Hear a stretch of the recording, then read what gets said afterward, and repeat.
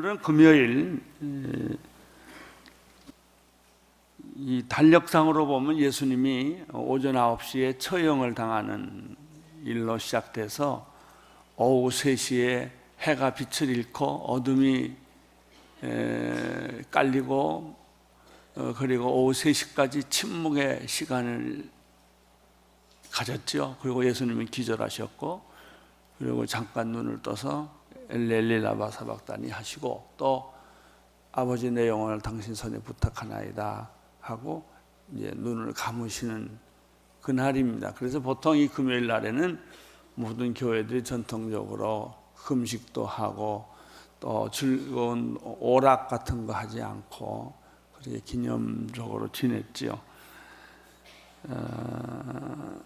그런데 오늘 이 예수님이 골고다 언덕에서 십자가에 못 박혀 돌아가셨는데, 그 전에 이제 구레네 시몬이 십자가를 대신 지는 축복을 받았지요. 그건 재수 없는 사건이 아니고 굉장히 엉뚱한 축복이에요. 우리 인생에 있어서 우리가 무슨 일을 할 때도 내가 왜 일을 하나?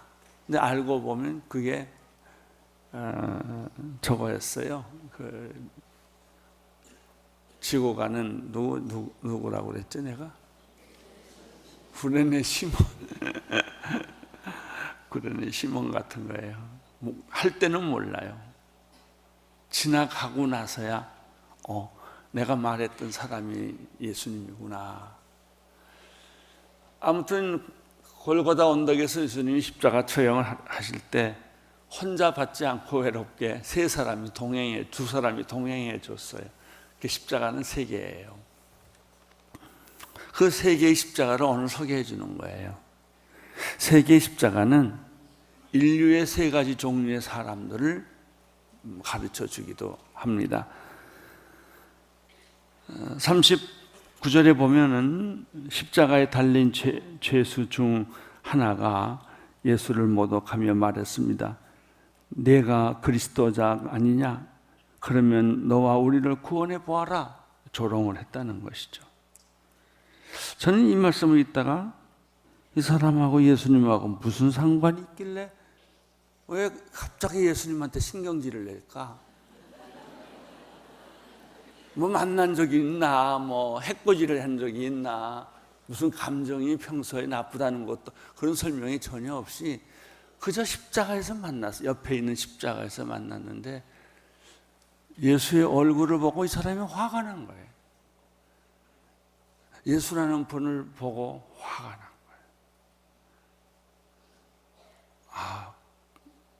인류 가운데는 그런 사람이 참 많다. 십자가만 보아도, 또 예수님 말만 들어도 그냥 화가 나는 거예요. 비난하고 모독하는 것이죠. 그 전주 스타센터를 설계한 아론이라는 형제가 홍콩에 있는 세계적인 건축학자인데, 이번에 헤럴드에서 무슨 인터뷰하다 그런 기사를 썼대요. 당신이 한국에 와서 제일 좋은 인상받은 게 뭐냐 그랬더니, 나는 비행기 타고 내려오면 십자가가 그렇게 많은 게 좋다. 지금 우리 한국 사람들은 그 십자가를 뗄까 말까, 이 십자가 많은데 좀 너무 실증을 느껴가지고, 그런데 이제 아란통은 전혀 반대 해석을 합니다. 이렇게 신선한 나라가 세상에 어디 있냐. 이 십자가는 너희 나라를 지켜줄 것이다. 그랬다고 하는 거예요. 이 사람 예수님한테 막 욕을 해대고 삿대질을 하고 화를 내고, 너나 구원해봐라. 네가 메시아면 너나 나나 구원해주면 될 거 아니냐. 이렇게 모욕했던 사람. 그 배후에는 무슨 일이 있을까? 이 사람이 천국과 지옥을 안 믿었어요. 천국과 지옥이라는 개념이 없고, 인간은 동물처럼 사는 것이다. 권력의 의지를 갖는 존재다. 인간은 본능으로 살아가는 존재다. 영혼이 없는 존재다. 이렇게 생각했던 것 같아요. 그래서 이런 말을 함부로 막 쏟죠. 여러분, 인생이 얼마나 소중한데 그렇게 함부로 말해요. 비록 나 자신에 대해서도요, 곱게 말하셔야 돼요. 내가 얼마나 존귀한 자고 보배로운 자고 내가 얼마나 가치 있는 사람인데 왜 내 인생을 함부로 말해요? 인생을 함부로 말하는 사람 나한테 혼날 줄 알아요. 하지 마세요. 곱게 다루세요. 나를 존귀하게. 왜? 예수님이 나를 존귀하게 됐는데 이 사람은 말을 함부로 한 거예요. 아마 또 한 가지 해석은 하나님께 무슨 상처를 받았나 그런 생각을 합니다. 아무튼 구원받지 못한 세상의 대부분 사람들과의 모습을 같이 하는 사람이 대표해서 십자가를 졌다는 겁니다. 39절에는 또 다른 십자가를 진 사람이 소개되고 있습니다. 시작. 그러나 다른 죄수는 그를 꾸짖으며 말했습니다. 너도 똑같은 십자가 처형을 받고 있으면서 하나님이 두렵지 않느냐? 우리가 저지른 짓이 있으니 마땅히 벌을 받을 것이지만 이분은 잘못한 일이 아무것도. 똑같은 죄인이에요. 예수님 몰랐어요. 하나님 말씀 들을 기회도 없었어요. 벌레같이 짐승같이 살아왔어요. 살인을 밥 먹듯 했어요. 이 사람들은 대개 검투사들 직업을 가지고 있는 사람들이죠. 그런데 이 사람이 예수를 보는 순간 성령이 임했어요. 예수님을 보는 순간. 그러면서 이렇게 말합니다. 그 다른 죄수를 꾸짖으며 말합니다. 너나 나나 똑같은 죄인이고 죽어 마땅한 죄인인 건 사실이지만 너는 하나님이 두렵지도 않냐? 저분은 죄가 없으신 분이다. 저분은 잘못한 것이 아무것도 없다. 그렇게 보호를 해줘요. 보호를 해주는데 이 예수님께 보호를 해주는 이 십자가를 진 사람은 어떤 사람일까? 첫 번째는 이 사람에게는 구원의 필요성을 느꼈던 영혼이에요. 대부분의 사람들은 구원의 필요성이 없이 짐승같이 사는 사람들이에요. 그러나 이 남자는 구원이라는 것이 있다면 나도 구원을 받고 싶다라고 생각하는 생각이 있는 사람, 영혼이 있는 사람이었다는 거죠. 또 하나 이분의 특징은 예수를 알아봤다는 거예요. 예수를 보는 순간 당신은 이 자리에 계시면 안 되는 분이십니다. 당신은 죄가 없으신 분입니다. 그런데 왜 이런 고난을 우리와 똑같이 받고 계십니까? 그 연민과 그 불쌍히 여기는 마음이 막 끓어오르는 거예요. 이 사람에게서 또 발견하는 하나의 신학적 관점은 이 사람은 내세를 믿었던 것 같아요. 그러니까 내가 죽으면 내가 당신 있는 곳으로 날 좀 데려다 달라고 부탁을 한 거예요.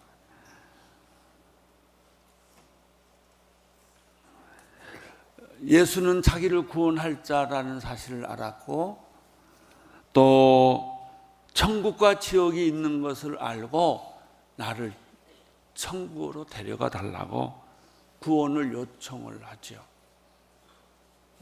더 재미있는 사실은 예수님은 시간을 끌지 않는다. 특별히 전도에는 즉각 응답하십니다. 아주 번갯불같이 응답하십니다. 그래서 안심하고 전도하십시오. 그러면 예수님이 너무너무 좋아하세요. 세상에서 예수님이 제일 좋아하는 거 전도하는 거예요. 영혼을 구원하는 거예요.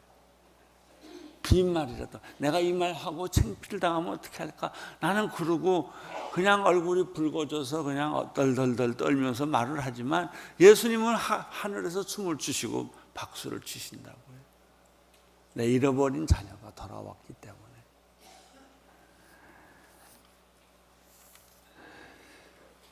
이제 44절로 들어가 보십시다. 정오쯤 돼 어둠이 온 땅을 덮었으니 오후 3시까지 계속되었습니다. 예수의 십자가의 마지막 죽음이에요. 예수의 십자가는 무엇일까? 이 세상의 끝을 의미합니다. 예수가 죽었다라는 것은 지금까지 진행되어 온 역사가 종말을 고했다라는 뜻이에요. 물론 예수님이 십자가에 못 박혀 돌아가서 웬 말인가 웬 은행가 뭐 가시면리관 쓰시고 이제 이런 부분도 있어요. 이제 그렇게 너무 접근하지 마시고 예수님의 십자가를 지신 사실에 접근을 해야 돼요. 아, 예수가 죽음으로 세상의 희망은 끝났다. 더 이상 길이 없어요. 근데 예수님이 3일 만에 부활하심으로 하나님의 새로운 나라가 시작됐다는 거예요.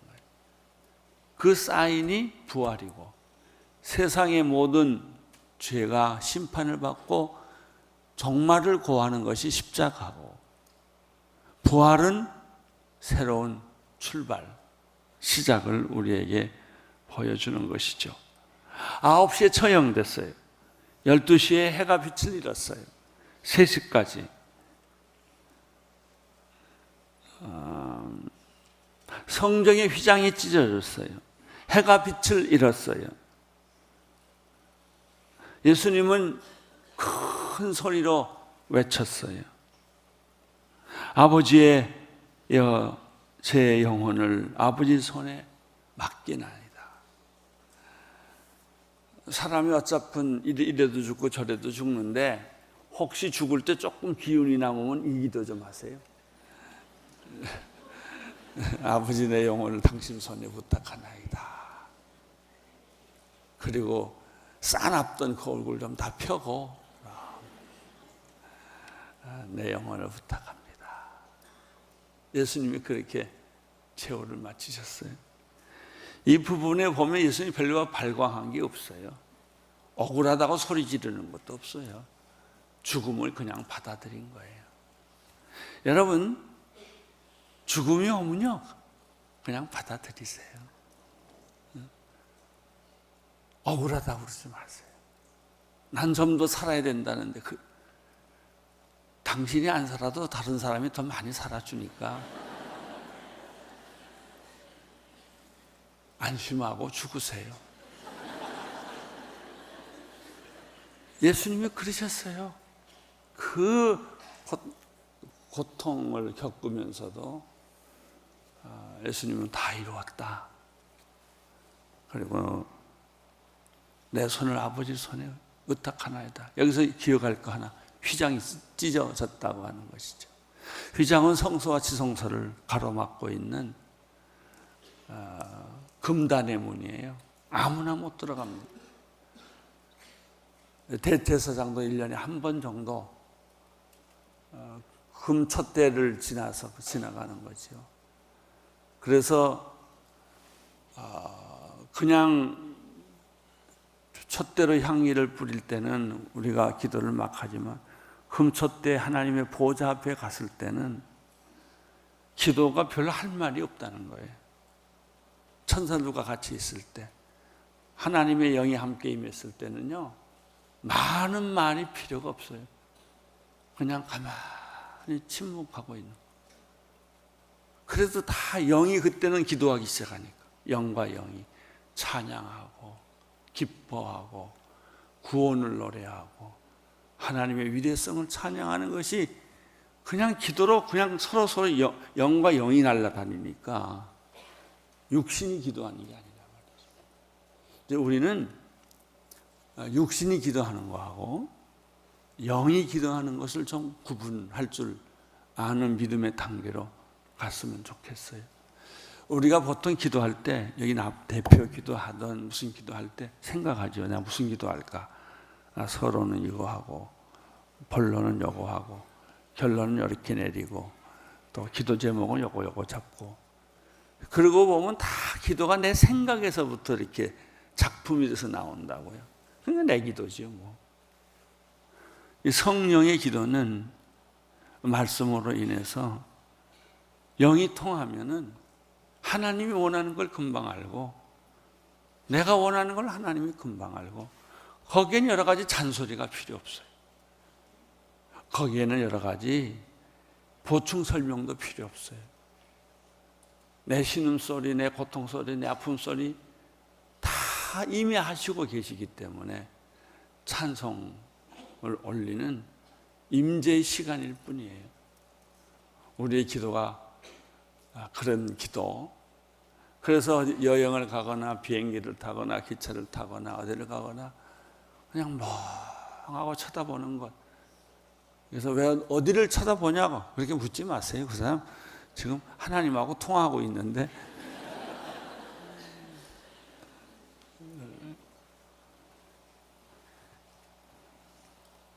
근데 예수님은 죽었어요. 그리고 숨을 거두었어요. 그 숨이라는 것은 육신의 숨이기도 하고 또 영혼의 숨이 떠났다는 말도 되죠. 반응이 나와요. 백부장은 이런 말을 했어요. 그 죽는 모습을 보고 이분이 참으로 하나님의 아들이었구나, 그런 생각을 하게 된 거예요. 그 모습을 보고 이분이 하나님의 아들이었구나. 구경꾼들도, 죽이라고 소리치던 사람들도 예수의 죽는 모습을 보고 가슴을 쳤어요.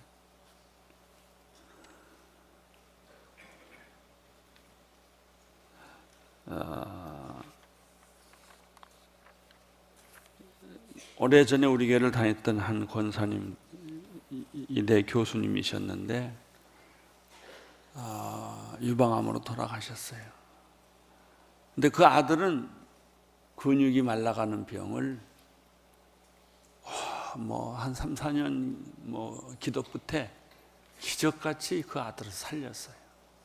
그래서 엄마가 늘 그렇게 했대. 내 아들을 살려주신 하나님이 나도 살려줄 것을 확실히 믿는다.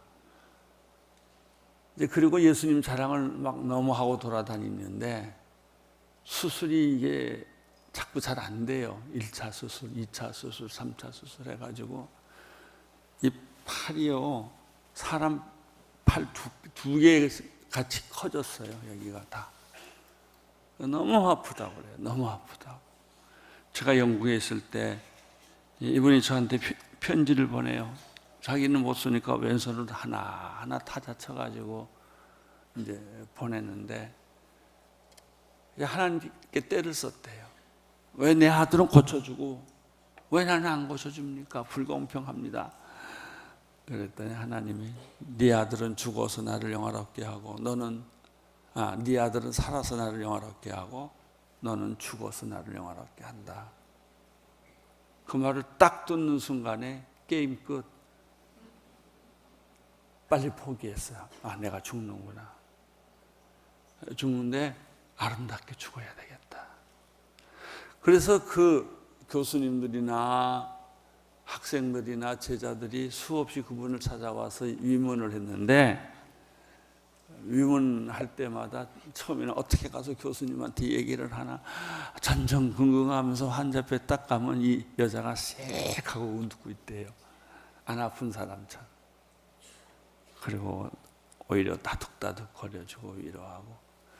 그날부터 자기가 결심한 게 하나 있대요. 자기 평생 살아가면서 자기가 마음 섭섭하게 하고 죄진 사람을 리스트를 적었대. 그리고 그 사람들한테 회개하기를 시작했대.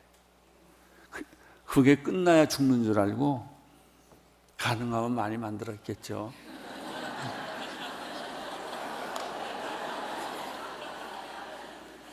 제일 먼저 떠오르는 게 자기 남편. 여자가 머리도 좋고 돈도 있고, 그러니까 이제 시집을 다 처남들 학교 보내고 시집살 다 해줬단 말이에요.